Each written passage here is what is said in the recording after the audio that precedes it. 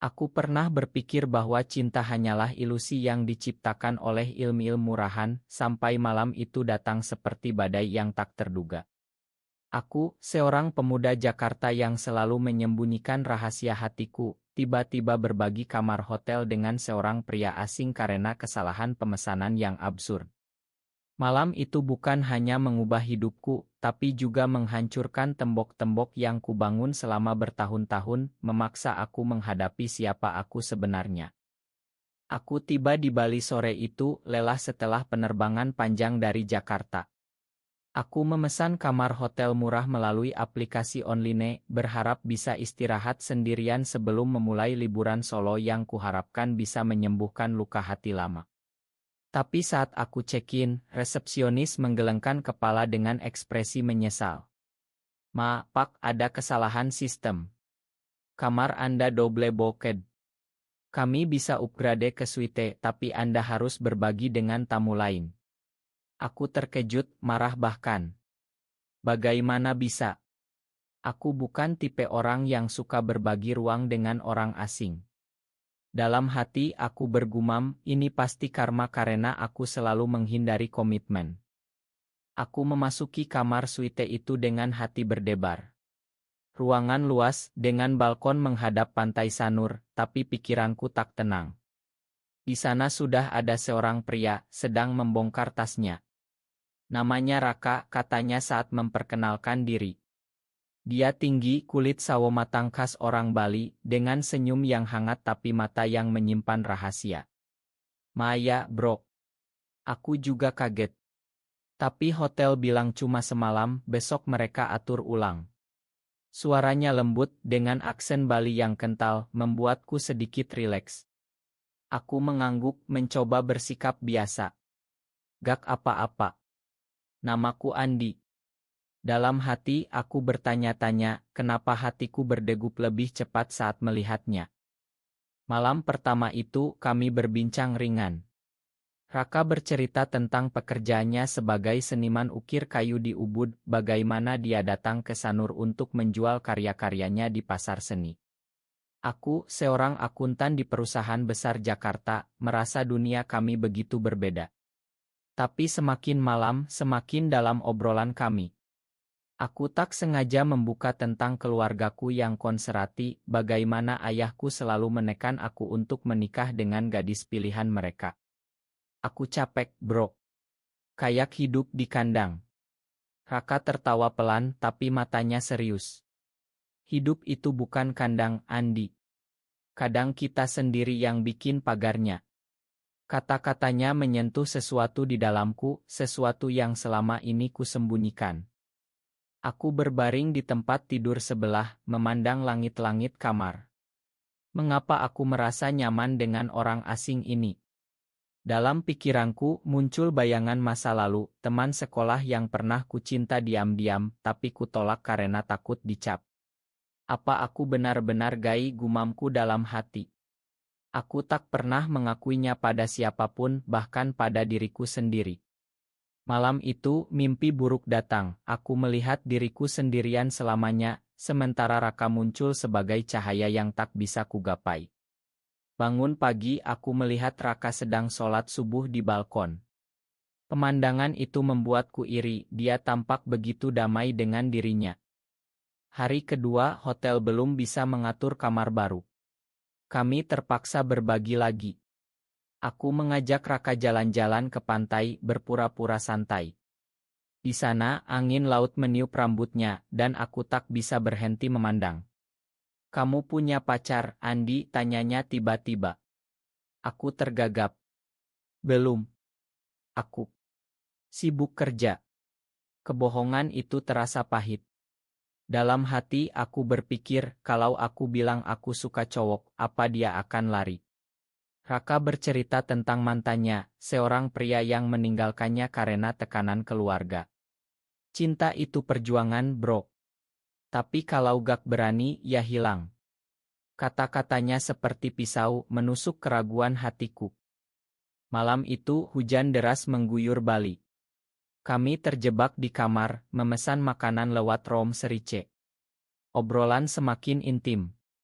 Aku menceritakan tentang tekanan di Jakarta, bagaimana teman-temanku menikah satu persatu, sementara aku merasa asing.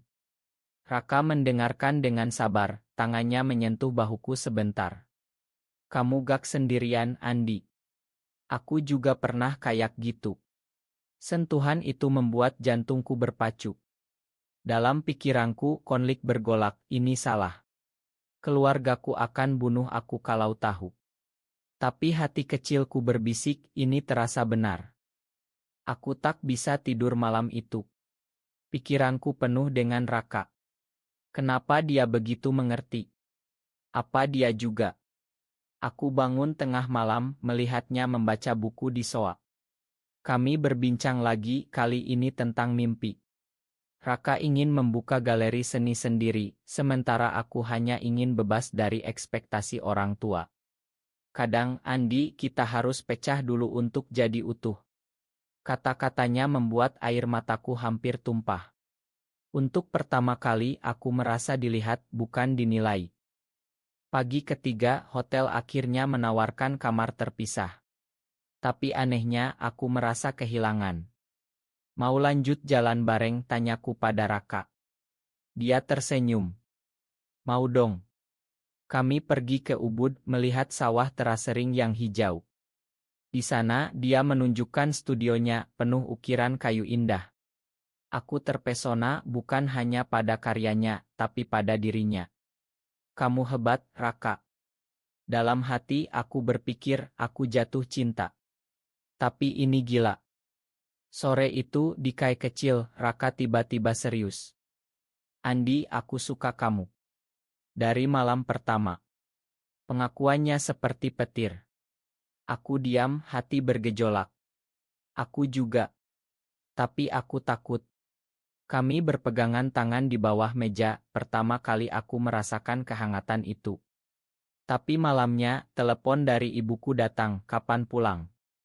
Kami sudah siapkan calon istri. Hati aku hancur. Aku harus bohong lagi. Aku kembali ke kamar hotel sendirian malam itu, tapi pikiranku penuh dengan Raka. Telepon dari ibu tadi membuatku gelisah. Andi, kamu harus serius. Usia 28 tahun, jangan main-main. Kata-katanya bergema di kepala, mengingatkan betapa aku selalu menyembunyikan diri. Dalam hati aku berteriak, kenapa aku tak bisa jujur? Kenapa cinta ini harus disembunyikan? Aku ingat wajah Raka, senyumnya yang membuat dunia terasa lebih ringan. Tapi ketakutan itu lebih kuat, apa kalau keluargaku tahu mereka akan buang aku? Pagi berikutnya aku bertemu Raka di pantai. Dia membawa sarapan nasi goreng khas Bali. Kemarin malam aku mikir terus tentang kita. Katanya sambil duduk di pasir. Aku mengangguk tapi hati berat. Aku juga. Tapi keluargaku. Raka memegang tanganku. Kita bisa pelan-pelan, Andi. Cinta gak harus buru-buru. Kata-katanya menyentuh, tapi dalam pikiranku konflik semakin dalam. Apa aku layak untuknya? Aku pengecut. Kami menghabiskan hari itu di pasar Ubud. Raka menawar barang untukku, tertawa saat aku salah ucap bahasa Bali. Tapi di balik tawa itu aku merasa ada yang mengganjal. Malamnya, saat kami duduk di balkon, Raka bercerita lebih dalam tentang masa lalunya. Aku pernah ditinggal karena aku gay. Keluarganya gak terima. Air matanya hampir jatuh. Aku memeluknya pelan pertama kali. Aku di sini sekarang. Tapi dalam hati aku bertanya apa aku bisa setia. Beberapa hari kemudian hubungan kami semakin dekat. Kami jalan-jalan ke Gunung Batur melihat matahari terbit. Di sana Raka mencium pipiku. Ini nyata, Andi. Hati aku meleleh tapi ketakutan kembali muncul. Telepon dari teman lama, Andi, Loe kapan nikah? Gue denger Loe lagi liburan sendirian. Kebohongan demi kebohongan membuatku lelah. Aku gak bisa terus begini, gumamku sendirian. Malam itu, di kamar, kami berbincang panjang. Raka ingin aku tinggal di Bali bersamanya. Kita bisa bangun hidup baru. Tapi aku ragu. Jakarta panggil aku kembali. Kerja, keluarga. Dalam pikiranku, gambar ayah yang marah muncul. Kalau aku pilih Raka, aku kehilangan segalanya. Konflik itu membuatku insomnia, memikirkan pilihan yang tak pernah ku mau. Hari berikutnya, kejutan datang. Aku mendapat pesan dari saudara Raka. Hati-hati dengan abangku. Dia punya masa lalu buruk. Hati aku hancur. Apa ini? Aku konfrontasi Raka. Siapa ini? Dia mengaku pernah terlibat hutang karena bisnis seni yang gagal. Aku gak bilang karena takut kehilanganmu. Pengakuan itu seperti pengkhianatan. Kamu bohong, teriakku dalam hati. Kami bertengkar hebat malam itu. Kenapa gak jujur dari awal, tanyaku. Raka menangis. Aku takut, Andi. Seperti kamu takut pada keluargamu. Kata-katanya benar, tapi sakit. Aku pergi keluar, berjalan di pantai sendirian. Ini akhir. Cinta yang baru dimulai sudah rusak. Pikiranku penuh penyesalan. Pagi esok, aku memutuskan pulang ke Jakarta. Raka memohon. Jangan pergi. Kita bisa perbaiki. Tapi aku tegas. Aku butuh waktu. Di bandara, air mata mengalir. Kenapa semuanya begini? Dalam pesawat, aku memikirkan malam pertama itu bagaimana kesalahan pemesanan membawa kami bertemu. Tiba di Jakarta, kehidupan lama menyambut. Kerja, keluarga, tekanan. Ibu mengatur kencan buta. Ini gadis bagus, Andi. Aku pergi, tapi pikiranku di Raka. Malam itu aku mimpi tentangnya. Aku salah meninggalkannya, gumamku. Beberapa minggu kemudian pesan dari Raka datang. Aku bayar hutangku. Makan aku. Hati aku bergetar. Apa aku bisa kembali? Konflik inner semakin kuat, keluarga cinta. Aku bertemu calon istri itu, tapi tak ada rasa. Ini bukan aku, bisik hati. Malamnya aku telepon Raka. Aku kangen. Kami berbicara berjam-jam, air mata mengalir. Akhirnya aku memutuskan. Aku harus jujur. Aku cerita pada keluarga. Ayah marah besar. Kamu gila. Tapi ibu menangis, memelukku. Kami sayang kamu apa adanya. Dengan hati berat, aku kembali ke Bali.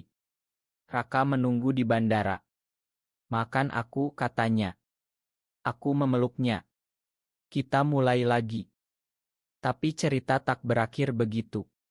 Ada pengkhianatan lain, teman Raka yang iri, mencoba pisahkan kami dengan rumor. Raka selingkuh, katanya padaku. Hati aku hancur lagi. Aku konfrontasi. Raka menyangkal. Itu bohong. Kami bertengkar lagi, tapi kali ini lebih dalam. Kenapa selalu ada rintangan, pikirku. Dalam kesedihan, aku pergi ke pura, berdoa. Tuhan, beri aku kekuatan. Raka datang membuktikan ketulusannya dengan surat dari temannya yang mengaku bohong. Kami berdamai, lebih kuat. Cinta kita perjuangan, katanya. Kembali ke Jakarta setelah pertengkaran itu, hatiku seperti terbelah. Setiap malam, aku terbangun dengan mimpi tentang Raka, wajahnya yang penuh penyesalan saat aku pergi. Kenapa aku begitu cepat menyerah, gumamku dalam kegelapan kamar apartemenku yang sepi. Keluarga tak tahu apa-apa, mereka pikir aku hanya lelah liburan. Tapi dalam hati, aku berjuang melawan gelombang emosi, cinta yang baru lahir, dicampur rasa sakit pengkhianatan. Dia bohong tentang hutangnya.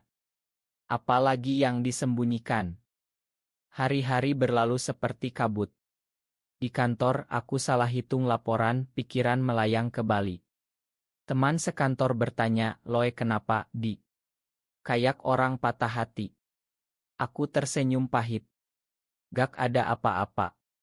Tapi dalam pikiranku aku berteriak, aku patah hati karena pria. Rahasia itu semakin berat, seperti beban yang tak bisa kulepas. Suatu malam, pesan dari Raka datang lagi. Andi, aku rindu. Hutangku sudah lunas. Aku gak mau kehilanganmu karena kesalahan masa lalu. Kata-katanya seperti api yang menyala kembali. Aku menangis sendirian. Apa aku percaya lagi? Atau ini jebakan? Konflik inner semakin dalam antara harapan dan ketakutan. Aku memutuskan bertemu teman lama yang tahu rahasiaku. Dia baik, Andi. Beri kesempatan kedua. Nasihatnya membuatku ragu. Malam itu aku mimpi Raka selingkuh, bangun dengan dada sesak. Ini terlalu sakit. Lebih baik sendirian. Tapi cinta tak mau pergi. Aku mulai stalking akun sosialnya, melihat oto-oto ukirannya yang indah. Dia seniman sejati, sementara aku hanya akuntan biasa. Perasaan rendah diri muncul, menambah konflik. Akhirnya aku telepon dia. Suaranya gemetar. Andi, terima kasih hubungi aku.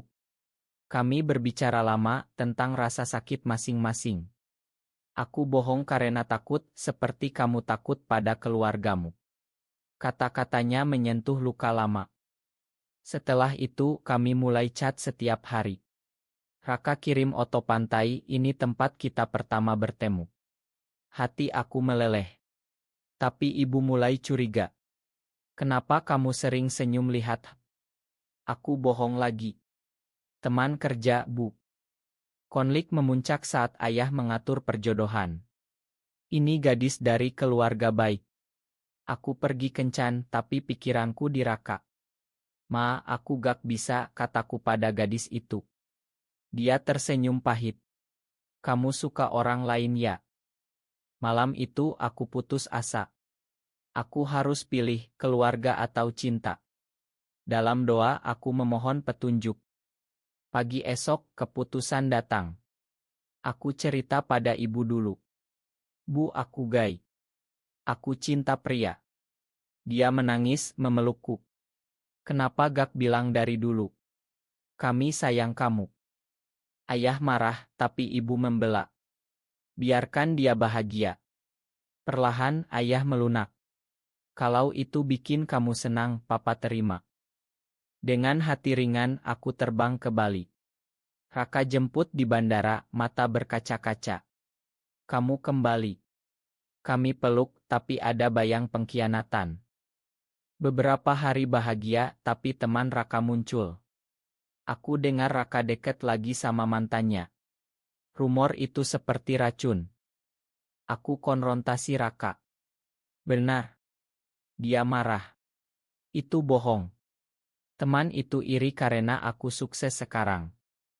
Kami bertengkar hebat. Kenapa selalu ada yang pisahkan kita, teriakku. Raka menangis. Karena kita belum cukup kuat. Malam itu aku pergi ke pantai sendirian, air mata mengalir. Cinta ini terlalu sakit. Mungkin aku salah. Tapi pagi berikutnya, Raka datang dengan bukti chat dari temannya yang mengaku bohong karena dendam lama. Kami berdamai, pelukan lebih erat.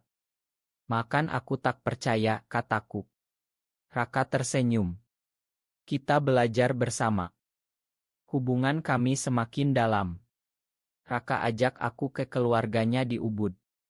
Mereka terima aku dengan hangat meski tahu status kami. Selamat datang, Andi. Ibu Raka memelukku. Tapi konflik belum berakhir. Bisnis Raka terganggu oleh kompetitor yang curang mengancam galerinya. Aku bisa bangkrut, katanya putus asa. Aku bantu dengan keahlianku sebagai akuntan. Kita atur keuangan ulang. Bersama kami selamatkan bisnisnya. Dalam proses itu, rasa cinta semakin kuat. Kamu pahlawanku, katanya. Tapi dalam hati aku masih ragu apa ini abadi. Suatu hari, surat dari ayah datang. Papa bangga kamu berani. Datanglah ke Jakarta dengan pasanganmu. Air mata bahagia mengalir. Kami pergi bersama. Keluarga bertemu awalnya tegang tapi akhirnya hangat. Selamat anakku, kata ayah. Tapi pengkhianatan terakhir datang, mantan Raka muncul, mencoba rebut kembali. Aku masih cinta kamu, Raka. Hati aku hancur. Pilih dia atau aku, tanyaku gemetar. Raka tegas. Aku pilih kamu, Andi. Selamanya. Kami lewati badai itu lebih kuat. Cinta kami jadi teladan meski di masyarakat Indonesia yang masih konservatif. Emosi semakin menggelora saat mantan Raka, namanya Dimas, tak mau menyerah. Dia datang ke galeri berpura-pura beli ukiran tapi sebenarnya ingin bicara empat mata dengan Raka. Aku melihat dari kejauhan, hati seperti diremas. Kenapa masa lalu selalu kembali, gumamku dalam kegelapan pikiran. Raka menolak, tapi Dimas bisik, kamu bohong kalau bilang gak kangen aku. Kata-kata itu seperti duri, menusuk kepercayaanku. Malam itu aku tak bisa tidur. Apa Raka masih cinta dia? Aku hanya pengganti. Konflik inner memuncak, air mata mengalir diam-diam, aku ingat malam pertama kami, bagaimana semuanya dimulai dari kesalahan. Kalau gak ada itu, mungkin aku tak pernah sakit begini. Pagi esok, aku konfrontasi Raka. Ceritain semuanya tentang Dimas. Dia duduk, mata menatap lantai. Dia mantanku 3 tahun lalu. Kami putus karena dia pindah ke Jakarta, tapi sekarang dia kembali. Pengakuannya membuatku marah. Kenapa gak bilang dari awal? Lagi-lagi bohong. Kami bertengkar sengit. Aku takut kehilanganmu, teriak Raka. Aku balas, kebohongan justru hilangkan aku. Aku pergi menginap di hotel sendirian. Di sana, pikiranku bergolak, cinta ini racun. Lebih baik akhiri. Tapi pesan dari Raka datang bertubi. Ma, Andi. Dimas bohong. Aku tolak dia. Aku ragu. Bukti apa? Dia kirim rekaman suara penolakan. Hati aku mulai lunak, tapi luka masih dalam. Beberapa hari kemudian Dimas hubungi aku langsung. Raka milikku. Kamu cuma sementara. Kata-katanya seperti api neraka. Aku menangis, merasa dikhianati 2 kali. Aku putuskan bertemu Dimas. Di KAE, dia tersenyum sinis. Raka selalu kembali padaku. Tapi aku tegas. Dia pilih aku sekarang. Dalam hati aku berdoa, Tuhan beri kekuatan. Kembali ke Raka, kami bicara dari hati ke hati. Aku janji gak ada lagi rahasia. Katanya sambil memeluk. Air mata kami bercampur. Aku percaya, tapi sakitnya masih ada. Hubungan kami pulih pelan. Kami pergi ke Pura Besakih berdoa bersama. Di sana, angin gunung seperti membersihkan jiwa. Kita kuatkan satu sama lain, bisik Raka. Tapi emosi semakin berat saat keluargaku di Jakarta sakit. Ayah masuk rumah sakit, serangan jantung. Aku terbang pulang, Raka ikut. Di sana, ayah pegang tanganku. Papa ma dulu marah. Bahagiakan Raka ya. Air mata tak terbendung. Papa, terima kasih. Raka di samping, menangis juga. Terima kasih, Pak. Ayah sembuh, tapi itu membuatku sadar, hidup rapuh. Aku gak mau sia-siakan waktu dengan Raka. Kembali ke Bali, bisnis Raka berkembang. Aku pindah permanen, bantu galeri. Tapi kompetitor curang lagi, sabotase pameran. Siapa di balik ini, tanya Raka putus asa. Ternyata Dimas. Dia ingin hancurkan Raka karena ditolak. Hati aku mendidih. Ini pengkhianatan terbesar. Kami laporkan ke polisi. Dimas ditangkap. Saat itu, Raka runtuh. Kenapa orang yang kucinta dulu jadi begini? Aku peluk dia. Karena dia gak paham cinta sejati.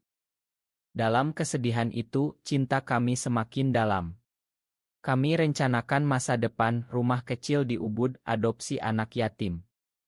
Tapi konflik innerku kembali, apa masyarakat terima kita? Di Indonesia, masih tabu. Teman-teman mulai gosip. Suatu malam demo anti di Jakarta tayang di Aku Takut. Kita aman di sini. Raka peluk aku. Cinta kita lebih kuat dari itu. Emosi memuncak saat aku dapat ancaman anonim. Pergi dari Bali atau mati. Hati aku gemetar.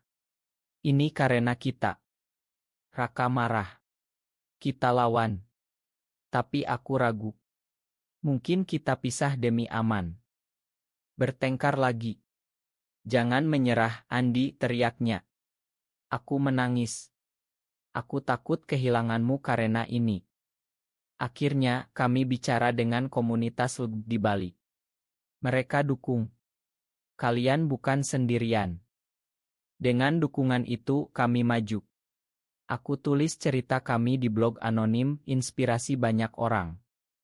Tapi puncak emosi datang saat Raka sakit. Demam tinggi, aku rawat dia. Jangan tinggalkan aku, bisiknya. Air mata mengalir. Aku di sini selamanya. Saat itu aku sadar, cinta ini tak tergantikan. Raka sembuh, kami lebih dekat. Terima kasih, Andi. Kamu nyawaku. Kami rayakan ulang tahun pertemuan kami di Pantai Sanur. Dari kesalahan pemesanan jadi cerita indah, katanya.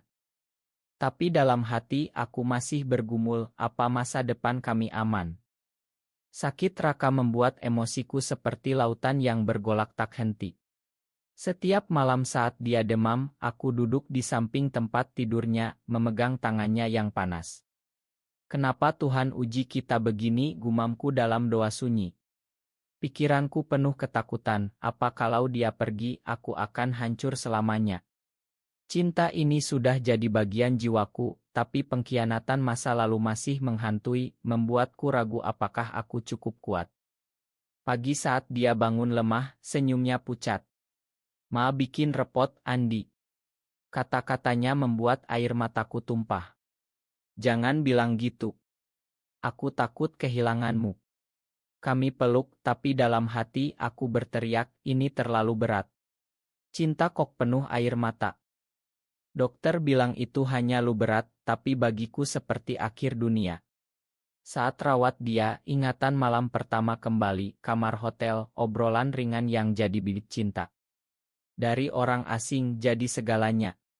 Tapi sekarang, ancaman dari luar semakin nyata. Setelah sembuh, Raka lebih celingi. Aku gak mau jauh darimu. Tapi emosi memuncak saat ancaman baru datang, email anonim dengan foto kami berdua. Hati-hati, guys, seperti kalian tak pantas di Bali. Hati aku seperti ditusuk. Siapa ini? Dimas lagi. Raka marah besar. Kita abaikan. Tapi aku tak bisa. Ini bahaya, Raka. Keluargamu, bisnismu.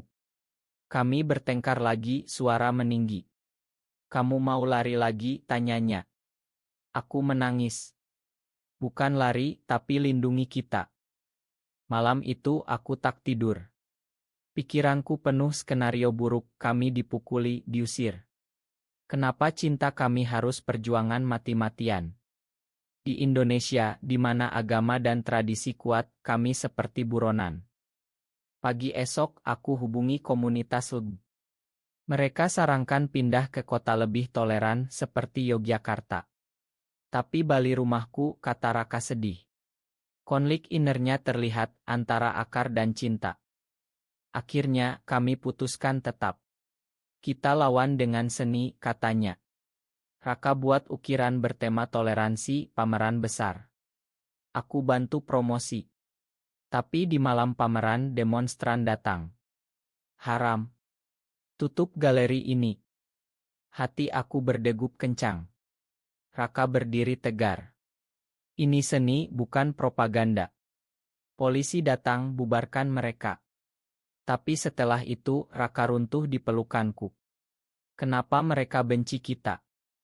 Air mata kami mengalir. Karena mereka tak paham cinta, jawabku. Malam itu emosi begitu dalam, kami berjanji tak pernah pisah. Tapi pengkhianatan datang dari dalam, saudara Raka yang konserati tahu. Kamu bawa malu keluarga, teriaknya. Raka sedih. Abang, ini aku yang sebenarnya. Aku dukung dia, tapi hati hancur melihat Raka menderita. Ini salahku, gumamku. Kalau gak bertemu aku, dia aman. Kami isolasi diri beberapa hari. Di rumah kecil kami bicara tentang mimpi. Aku ingin kita punya keluarga, kata Raka. Adopsi anak. Ide itu indah, tapi realistis. Di sini sulit, jawabku sedih. Emosi semakin berat saat ibuku telepon. Andi, ada gosip di kampung. Hati-hati ya. Air mata mengalir lagi. Bu, ma bikin malu. Tapi ibu bilang, kamu anakku. Aku dukung. Kata-katanya beri kekuatan. Dengan itu kami maju. Raka dapat penghargaan seni nasional. Media liput tapi dengan sudut lebih.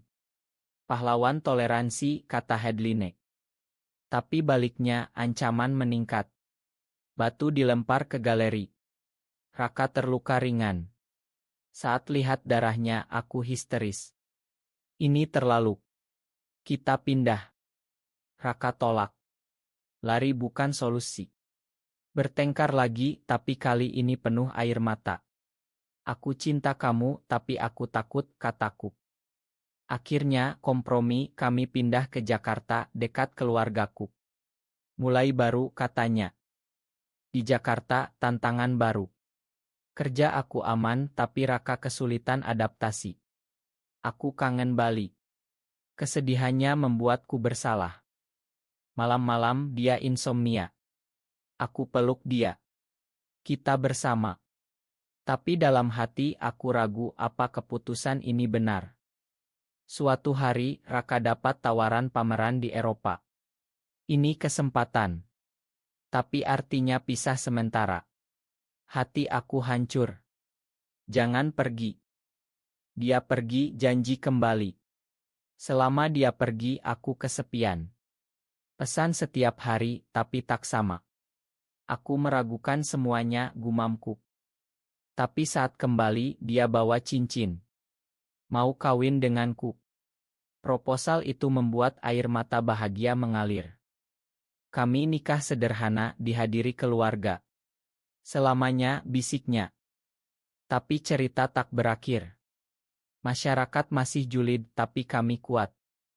Proposal Raka di Bandara Jakarta membuat emosiku meledak seperti kembang api yang tak terkendali. Cincin sederhana di tangannya berkilau, tapi air mataku lebih berkilau. Ya, aku mau, jawabku gemetar. Pelukan kami di tengah keramaian membuat dunia seolah berhenti. Tapi dalam hati, gelombang ketakutan muncul. Di Indonesia, pernikahan seperti ini tak legal. Apa ini hanya mimpi yang akan hancur? Malam itu, di apartemen, kami rencanakan semuanya. Kita nikah di pura kecil, undang keluarga saja, kata Raka. Senyumnya penuh harap, tapi aku lihat bayang keraguan di matanya. Bagaimana kalau ada yang tahu? Gosip, ancaman. Konflik inner semakin dalam, antara kebahagiaan dan realitas pahit. Persiapan nikah penuh emosi. Ibu datang dari kampung menangis bahagia. Akhirnya kamu bahagia, nak. Tapi ayah Raka ragu. Ini beresiko. Kata-katanya seperti beban tambah. Malam sebelum nikah, aku tak tidur. Pikiranku penuh ingatan dari kamar hotel itu, pengkhianatan, perjuangan. Apa aku layak bahagia, gumamku. Raka telepon. Aku juga takut, tapi cinta kita lebih besar. Hari nikah, di pura Bali yang kami sewa diam-diam, angin laut berhembus lembut. Keluarga hadir, mata berkaca-kaca. Saat janji diucap, air mata mengalir. Aku janji setia, Andi. Suara Raka gemetar. Aku balas, selamanya denganmu. Tapi setelah itu, honeymoon di Lombok jadi mimpi buruk. Oto kami bocor online. Komentar kebencian membanjir, haram. Penyakit masyarakat. Hati aku seperti ditikam berulang. Raka coba tenang. Abaikan. Tapi aku marah. Ini karena kamu posting foto. Bertengkar hebat, air mata bercampur kemarahan. Kembali ke Jakarta, tekanan meningkat. Kantor tahu, atasan panggil. Ini pribadi, tapi hati-hati image perusahaan. Aku merasa dihakimi. Malam itu, Raka dan aku duduk diam. Apa kita salah? Tanyanya sedih. Aku peluk dia. Tidak, tapi dunia ini kejam. Emosi memuncak saat keluarga Raka diserang gosip. Saudaranya putus hubungan. Raka menangis berhari-hari. Ini salahku. Aku dukung, tapi hati hancur melihatnya menderita. Akhirnya, kami gabung komunitas lebih aktif. Kita advokasi, kataku. Raka setuju, tapi ragu. Bahaya. Suatu hari, undangan wawancara media. Ceritakan kisah kalian. Kami lakukan anonim. Respons positif datang, tapi juga ancaman mati. Malam itu, seseorang ketuk pintu. Buka atau kami bakar. Kami kabur lewat belakang, hati berdegup. Di hotel sementara, Raka runtuh. Ini terlalu, Andi. Mungkin kita pisah. Kata-katanya seperti pengkhianatan terakhir. Jangan. Kita lewati bersama, teriakku, air mata mengalir deras. Bertengkar emosional, kami ungkap semua luka. Aku takut mati karena cinta ini, katanya. Aku jawab, lebih takut hidup tanpa kamu. Pagi esok, kami putuskan pindah ke luar negeri. Belanda, di sana legal. Rencana itu beri harap, tapi sedih tinggalkan tanah air. Proses isa penuh air mata. Keluarga pamit, ibu menangis. Jaga diri, nak. Di pesawat, Raka pegang tanganku. Ini awal baru. Tapi dalam hati aku berduka, kenapa kami harus lari. Di Belanda hidup lebih bebas. Kami nikah legal, pesta kecil. Kebahagiaan datang, tapi homesick menyerang. Raka kangen Bali. Aku ingin pulang. Konflik kembali. Akhirnya setelah 2 tahun situasi Indonesia membaik. Kami pulang buka galeri baru di Yogyakarta. Masyarakat lebih terima, kami jadi inspirasi. Cinta kami menang, kata Raka. Tapi emosi terdalam saat kami adopsi anak yatim. Ini keluarga kita, bisikku. Anak itu seorang bocah laki-laki bawa cahaya baru. Papa Andi, Papa Raka. Panggilannya membuat air mata bahagia mengalir. Dalam releksi, aku sadar, dari kesalahan pemesanan jadi perjalanan penuh air mata dan kemenangan. Cinta kami, meski penuh pengkhianatan dan perjuangan, akhirnya beri harapan pada banyak orang.